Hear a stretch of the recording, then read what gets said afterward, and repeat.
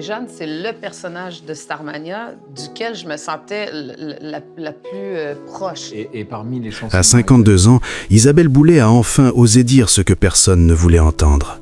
Le succès ne l'a jamais vraiment rendue heureuse, et tout ce que le public admira chez elle n'était peut-être qu'un magnifique mensonge pour masquer une solitude insupportable. On l'imagine baignée de lumière sur scène, voix puissante et présence rassurante, presque maternelle, incarnant l'artiste accompli, solide, inébranlable.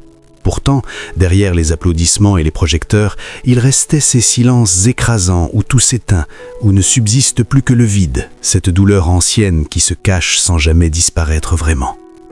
Pendant plus de 30 ans, elle a construit une carrière exemplaire. Albums à succès, tournées internationales, récompenses prestigieuses. Tout semblait parfaitement aligné, et pourtant, plus elle montait vers le sommet, plus elle avait le sentiment de se perdre, comme si chaque victoire emportait une partie d'elle-même et que la lumière des projecteurs l'éloignait un peu plus de ce qu'elle était vraiment. Elle a beaucoup souri, souvent par réflexe, mais ces sourires étaient parfois des masques destinés à un monde qui attendait d'elle qu'elle soit toujours forte, trop forte. Cette prise de conscience brutale est venue un jour comme une fatigue intérieure insurmontable.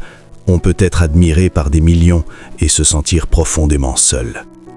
Mais cette solitude ne venait pas seulement de la célébrité, elle était déjà là, bien avant, dans une petite maison battue par le vent de la Gaspésie, où une enfant observait le monde sans y trouver vraiment sa place.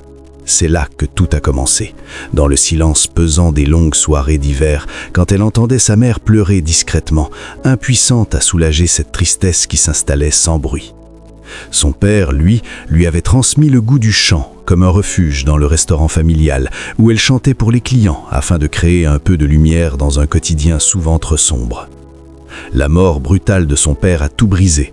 Elle n'a pas crié, elle s'est enfermée dans un silence encore plus profond, comme si une partie d'elle s'était figée à jamais. Chanter n'était plus un jeu, c'était devenu une nécessité pour survivre à l'absence.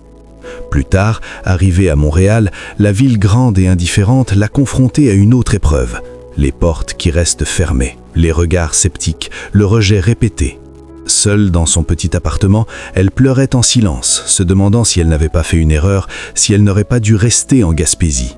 Pourtant, une voix intérieure tenace la poussait à continuer, parce que chanter était devenu sa façon de respirer. Le succès est arrivé progressivement, presque discrètement. Albums, scènes de plus en plus grandes, reconnaissance. Pour le public, c'était une ascension naturelle. Pour elle, c'était une bataille intérieure permanente contre le doute et l'exigence de perfection. Elle s'enfermait des journées entières en studio, corrigeait sans fin, cherchant une version idéale d'elle-même qu'elle n'atteignait jamais. Les échecs, comme l'absence de récompense au Félix malgré 4 nominations, ou les critiques d'un album, réveillaient chaque fois cette blessure ancienne. Et si je n'étais pas assez? Même dans sa vie personnelle, la solitude persistait. Avec Stéphane Rousseau, elle a connu une complicité douce, mais les agendas trop remplis et les absences ont fini par les éloigner. Plus tard, avec Marc-André, elle a découvert une stabilité rassurante, et la naissance de son fils lui a offert un ancrage précieux. Pourtant, la séparation est venue, laissant une culpabilité profonde, celle de n'avoir pas réussi à offrir à son enfant la stabilité qu'elle-même avait perdue trop tôt. Sa relation actuelle avec Éric Dupond-Moretti, marquée par la distance entre 2 continents, lui apporte une sérénité nouvelle, mais aussi cette sensation récurrente de renoncement, comme si chaque bonheur portait en lui une part d'absence. Aujourd'hui, à 52 ans, Isabelle Boulay ne court plus après les projecteurs avec la même urgence. Elle regarde son parcours avec une lucidité désarmante. Les moments les plus durs n'étaient ni les critiques, ni les échecs professionnels, mais ses silences, ses absences, ces instants où elle s'est sentie seule, même entourée. Elle accepte enfin ses larmes non comme une faiblesse, mais comme la mémoire de tout ce qu'elle a traversé. Le succès n'a pas guéri ses blessures, il les a exposées. Et pourtant, elle continue de chanter, différemment, avec moins de pression et plus de vérité, transformant sa solitude en une force discrète et profondément humaine.